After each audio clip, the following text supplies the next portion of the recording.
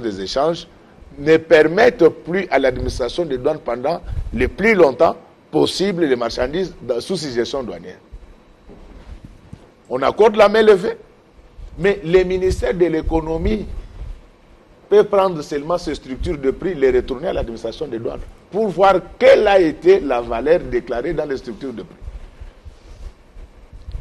À ce moment-là, les douaniers le savent que sur les 6 méthodes édictées par l'Organisation mondiale du commerce, il y a la méthode rétroactive. C'est-à-dire, si vous voulez connaître la valeur transactionnelle, vous pouvez descendre au marché. Mais ici, vous avez les structures de prix qui indiquent les valeurs librement déclarées par les opérateurs économiques. Vous retournez ça à l'administration des douanes, on fait des comptations, il y aura des recettes pour la République. Lorsque vous le faites 2, 3, 4 fois, la blague va s'arrêter. Chez nous, nous n'avons pas la culture de contrôle. Je dois le dire à haute voix. Alors, regardez, oui. Nous sommes le pays où on a enseigné la culture de la providence. Il y a déjà, même quand ils se réveillent, ils ne veulent pas se laver, ils disent que Dieu agira. Oui, Dieu pourvoira. Donc, c'est ça le problème. Donc, ça, ce sont des questions économiques. J'insiste là-dessus. Les prix obéissent à la loi de l'offre et de la demande. On ne décrète pas le prix? Non. Les lois économiques, ce sont les lois les plus têtues. Lorsque vous les violez, elles finissent par s'imposer. Mais qu'à cela ne tienne, ça, ce sont des petites observations. Oui. Je suis très content de ce que le gouvernement est en train de faire. Alors, il y a un tweet de vous qui fait mouche depuis quelques jours, hein, par rapport à cette taxe RAM. C'est tout simplement un dispositif qu'on a mis en place ici en RDC pour enregistrer les appareils qui sont utilisés par les consommateurs congolais. Mais on prélève une quotité dans les crédits dans ces appareils, sous forme d'argent. Et cet argent, d'après le ministre qui a été convoqué au Parlement, servirait à financer la gratuité de l'enseignement, le programme phare du président de la République. Alors, votre tweet met un peu en cause toute cette gymnastique, c'est-à-dire cette taxe qui est prélevée, l'utilisation de ce moyen, et même la logique qui est appliquée quant à ce. Alors, explication de texte. Merci beaucoup. Ce que je voulais dire, c'est que ceux qui prennent ce genre de demi-mesures, ils doivent savoir qu'il y a des étrangers qui vivent dans ces pays. Et ces étrangers sont curieux quand même de savoir comment nous fonctionnons. Et c'est des fois gênant pour nous. Nous avons des amis... Surtout pour les grands esprits. Hein, nous avons des amis expatriés. Mais il faut que quand nous faisons des choses, qu'on puisse y mettre la forme. La forme. Je voulais d'abord partir des principes du droit fiscal. C'est ici où tout le monde parle de l'impôt. Mais l'impôt, c'est une matière tellement sensible qu'on ne peut pas la laisser entre les mains de tout le monde. Les États-Unis d'Amérique ont obtenu leur indépendance à cause de l'impôt. La Déclaration universelle des droits de l'homme, qui est venue de là où tu vis, parce que toi, de France. Toi, tu es français. Révolution française. Toi, tu es français. 1789, oui. La Révolution française est venue notamment de la fiscalité. Alors, il ne faut pas que les gens se réveillent chaque jour, même à l'église. La dîme. Même à l'église, il n'y a les rubriques financières sont connues. Mais quel est ce pays où vous pouvez se réveiller chaque jour, tout celui qui a besoin d'argent, il prend un acte? Non. Mais au moins là où je dois clarifier les choses, c'est que les décrets du Premier ministre qui pose problème, ce n'est pas l'actuel Premier ministre qui l'a pris. Ça, au moins, il faut que les gens puissent le savoir. Alors, sur le plan des principes, on ne prélève pas l'impôt sans la loi. Sans la loi. On ne prélève pas la taxe sans la loi. On n'y a pas de redevance sans la loi. C'est contenu d'abord dans la Déclaration universelle des droits de l'homme. S'il y a des gens qui ne comprennent pas ça, alors je pense qu'il faudra un dessin. C'est illégal. Donc, je n'entre pas encore la rame est illégale. Je n'entre pas encore dans la Constitution. Non seulement illégal, mais inconstitutionnel. Oh. j'ai dit ceci. Donc, je n'entre pas encore dans la Constitution. Le ministre Kibasa a violé la Non. Constitution. Moi, je ne ramène pas les débats en termes de personnes. Moi, j'ai... Mais c'est lui le Non, ministre. non. C'est lui qui a été convoqué au Parlement. Moi, je ne cite pas, et je t'informe que je n'ai pas même suivi cette interpellation.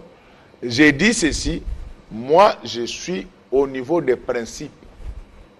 Le principe. Oui, et même si tu cites les ministres, je ne pense pas, en 2020, lui n'était pas là. C'est un décret qu'il a trouvé. Donc, il ne faut pas que les gens puissent chercher à incriminer les ministres.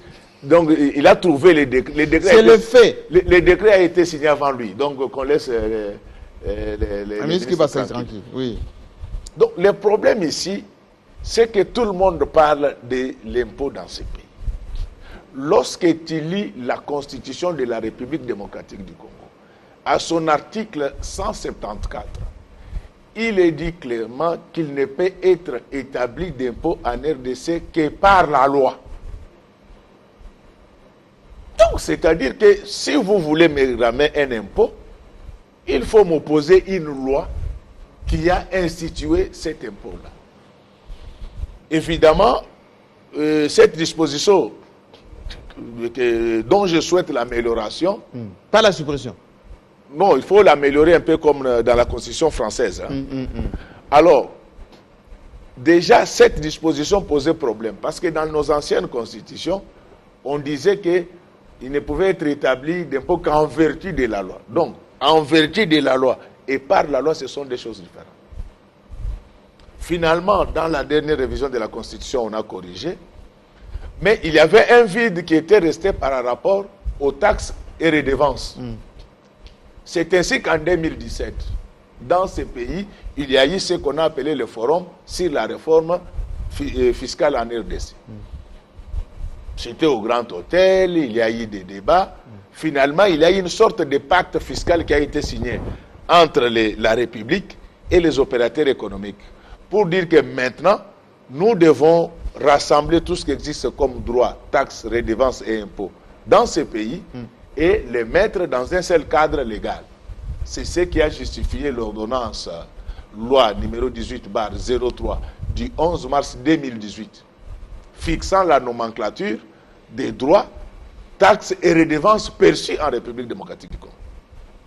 Quand tu lis cette ordonnance loi-là, il y a les articles 4, 5, 6, oui. Mais quand tu lis l'article 5, cet article dit que si quelqu'un d'autre veut créer des taxes, des redevances en République démocratique du Congo, il doit d'abord obtenir une loi.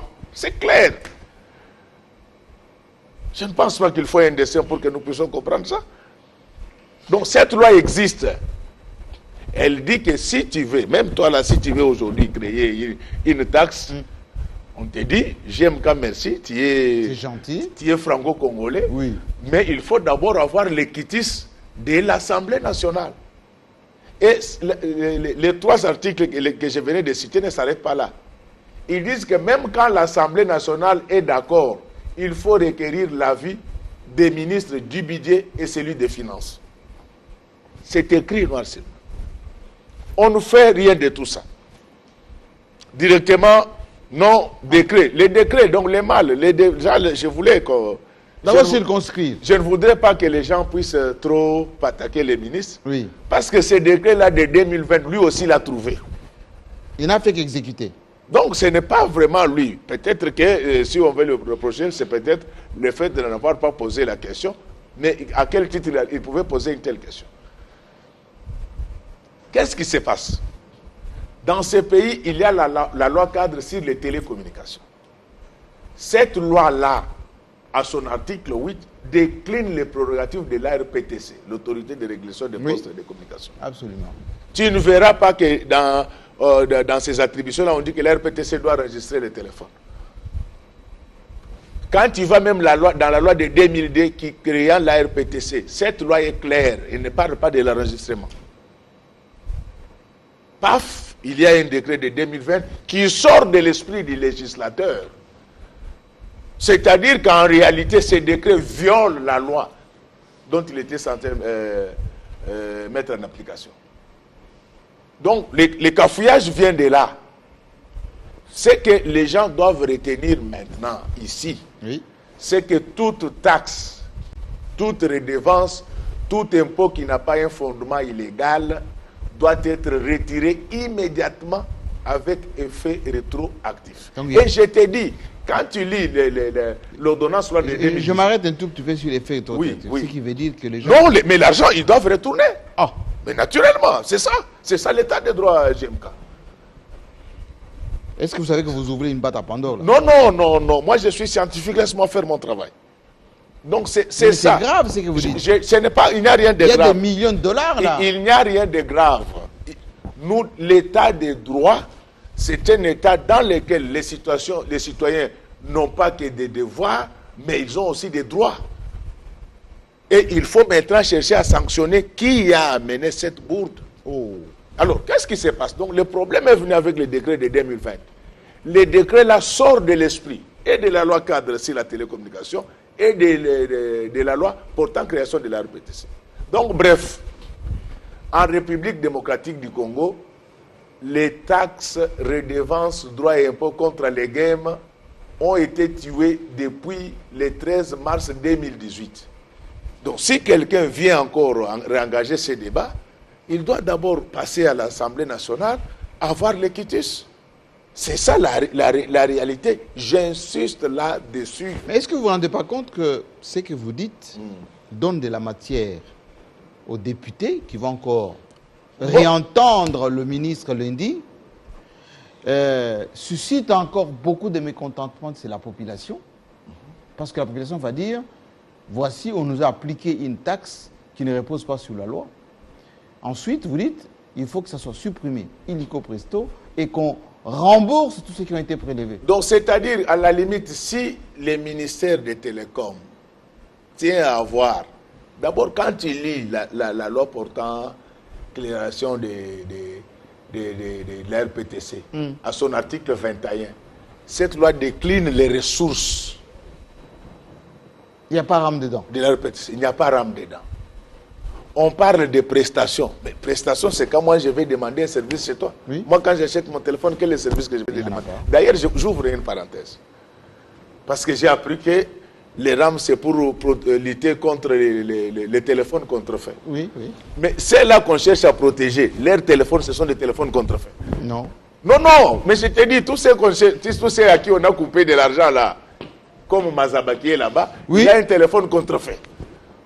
Donc, alors vous me protégez pendant que moi-même je suis dans le faux. Mais parce que la plupart des téléphones qu'on vend ici, ce sont des téléphones de Dubaï. Écoute, GMK, la plupart des téléphones que nous utilisons ici, c'est du contrefait. Oui. Mais comment vous protégez les contre? Donc vous risquez même de détruire mon téléphone.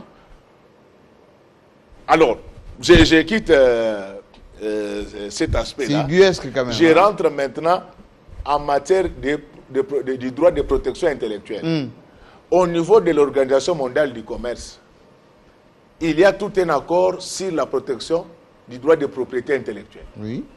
L'Organisation mondiale du commerce autorise à toutes les administrations des douanes du monde de détruire tous les articles contrefaits. Oui.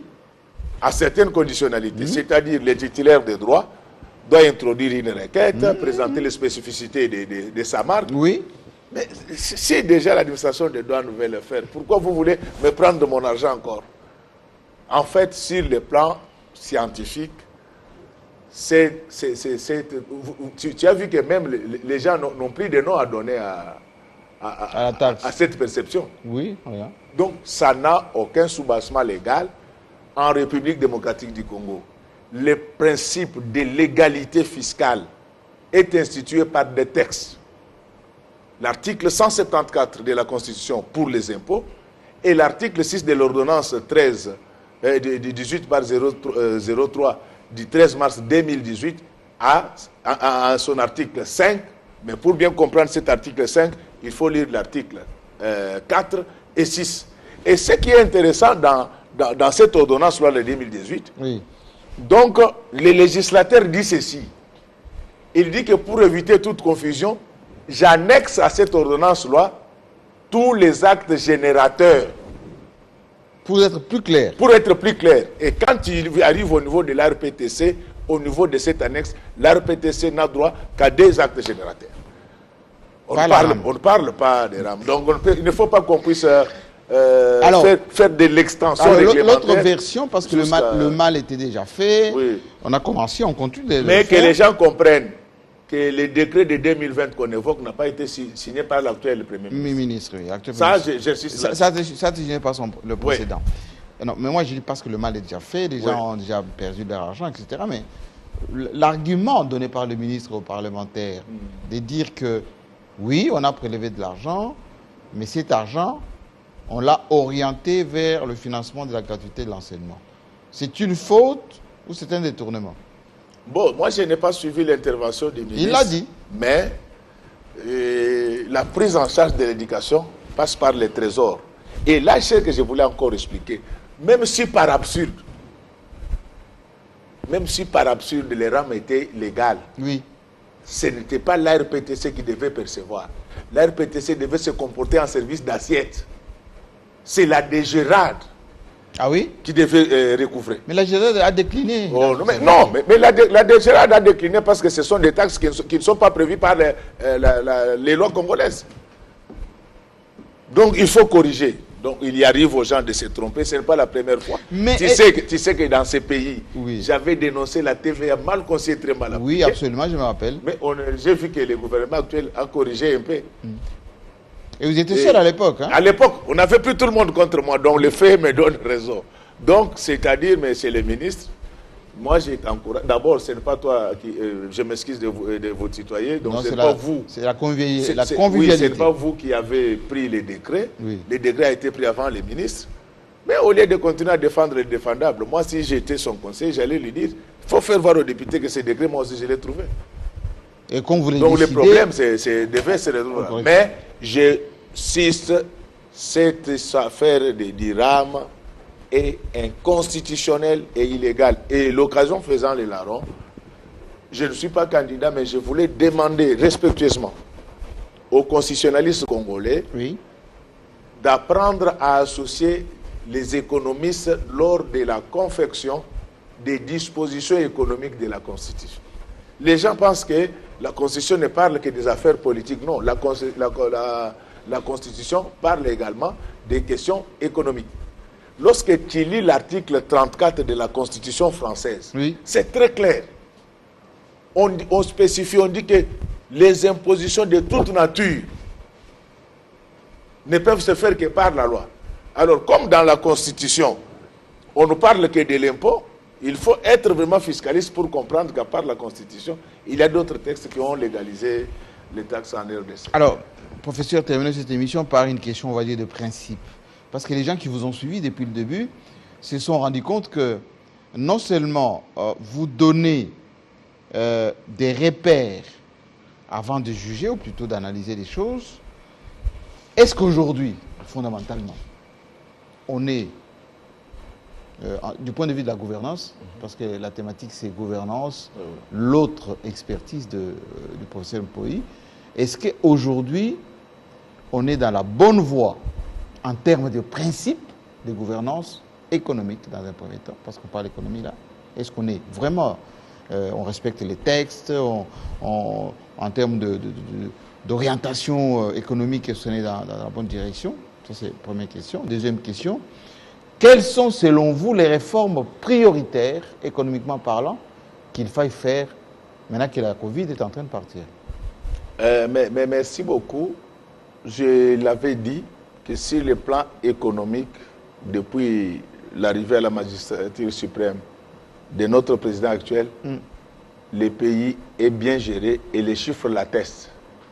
Je fais voir que les PIB qui était à 46 milliards, il est passé autour de 50 milliards en décembre. Certainement que cette année, on va atteindre 60 quelques. Oui. Et je préviens que j'ai préféré travailler avec les données de la Banque mondiale pour éviter des contradictions et des contestations. En 2020, pendant que la quasi-totalité des États était presque en faillite, était presque en faillite, avec des taux de croissance négatifs. Oui. Même la Belgique a eu un taux de croissance négatif. L'Angola, le Congo-Brazza, la RDC s'en est tirée avec un taux de croissance positif de 1,7%. Quand même. Donc, ça, ce sont des faits. Ce sont des faits. Les taux d'inflation qui était autour de 54% en 2018, il est descendu à 4% en 2019, avant de rebondir autour de 10%. Ça, ce sont des faits. Le pays est bien géré maintenant. En termes d'agrégat? Oui, en termes d'agrégat, le pays est bien géré. Et aujourd'hui, les retours, rien que les retours du Fonds monétaire, en dit long. Les fonds monétaires ne reviennent que quand vous êtes fréquentable. En quitté de performance. Voilà. Alors maintenant, je constate que ça ne marche que quand le président de la République se met debout. Il ne devait pas en être le cas. Lorsqu'il s'énerve? Non, c'est-à-dire qu'il faut qu'il suive pour que tout aille comme sur des roulettes. Je voudrais que ceux qui sont avec lui, de nous tous bien sûr, que nous puissions intérioriser cette rigueur. Si nous le faisons, il y aura de l'avenir pour nos enfants. Mais je ne néglige pas tous ceux qui ont travaillé avant nous, qui avaient aussi fait bien des choses. Alors, mais nous sommes en train d'aller de mieux en mieux. C'est ainsi que la ville de Kinshasa, qui était entourée par les montagnes d'immondices, oui. Aujourd'hui, il n'y a plus ces montagnes. Moi, je parle de montagnes, je ne parle pas des déchets. Ces montagnes n'existent plus. Professeur, les artères principales sont balayées de nuit comme de jour. Oui. Et la ville est mieux éclairée comme à l'époque du maréchal. Justement, ces satisfaits me poussent à vous poser cette question, on va dire, des bases. On vous a donné qu'un million, plutôt $1 million par le président pour l'assainissement de la ville de Kinshasa. Et il n'y a que 2 mois, hein, que les gens doivent le savoir. Les efforts ont commencé bien avant. D'où est-ce que vous trouvez l'argent au niveau de l'Assemblée provinciale pour donner à Gentini Ngobila pour nettoyer la ville, bon, ne serait-ce qu'au niveau de la Gombe déjà, l'éclairage public, on voit qu'il y a des pas seulement au niveau de la Gombe, le problème c'est que toi tu vis seulement à Gombe. Va alimenter. Si, je vais aussi. Non, je vais t'amener à Bandal. Je vais t'amener à Bumbu. Vous faites des routes, on va dire intercommunales. Voilà. Nous sommes en train de relier le nord au sud de la ville. Donc c'est ça le rôle de Lenguesa. Ça sort sur bypass, mais ça t'amène rapidement en ville via Mariano. Ça veut dire nous sommes en train de relier l'ouest à l'est. Oui. Donc tu viens avec le boulevard Lumumba, à partir de la Fikine, tu prends Kikwit, ça va sortir sur 24 vers Seleba. Ça veut dire que... Donc ça, ce sont des faits. Et nous les faisons sans moyens. Mais justement, les moyens... L'économie n'est plus prospère. J'ai dit merci au gouvernement et au président de la République qui nous ont envoyé ces 2 millions. Mais jusque-là, la ville de Kinshasa, pour l'assainissement, la ville de Kinshasa a besoin de $300 000 par jour. Par jour?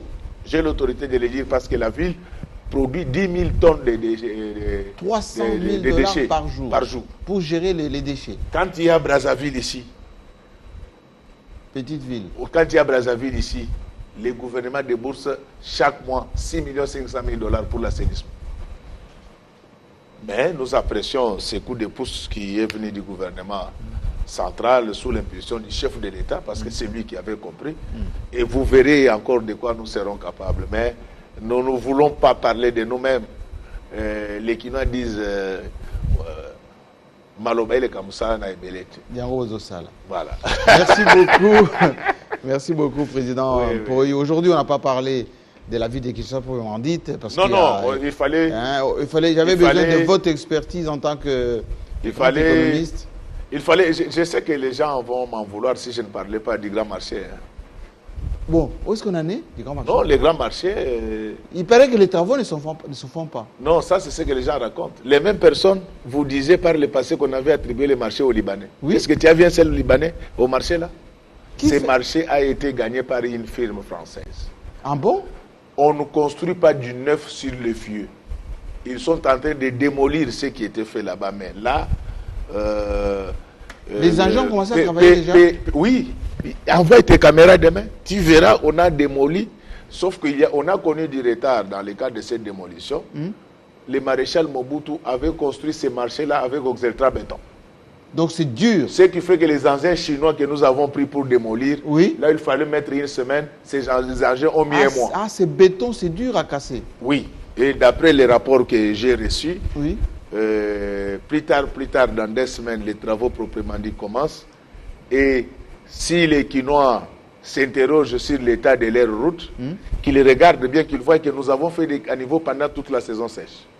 Quand nous devons commencer à boucher les trous, la procédure de passation des marchés publics est élastique. L'OVD m'a dit que dans 2 semaines, ça peut se terminer et nous allons lancer l'opération Kinshasa Zéro Trou. Oui, mais il y en a encore un peu de trous, hein? Non, nous allons. Même Dieu n'a pas créé le monde en une seule journée. Ça lui a pris 6 jours. Merci. Et là, je voudrais ajouter que pendant qu'il créait, il n'y avait pas encore de liminaire. C'est-à-dire que le fuseau horaire n'est pas celui qu'on a maintenant. C'est ce que je voulais dire. Je sens le professeur d'économie qui fait un peu de la communication autour des infrastructures. On aimerait bien avoir le président Ngobila ici. Tu m'as formé pour ça. Oui, le gouverneur Ngobila qui va nous parler un peu de sa ville. Oui. Merci beaucoup. En tout cas, cette émission sera rediffusée longuement, commentée. Je sais que vous allez commenter suffisamment chez vous et puis couper les quelques morceaux du professeur Mpoyi pour essayer de vous habituer avec les termes économiques. Merci, professeur. C'est moi qui te remercie. À très bientôt avec le même plaisir et les programmes continuent sur votre chaîne. À bientôt.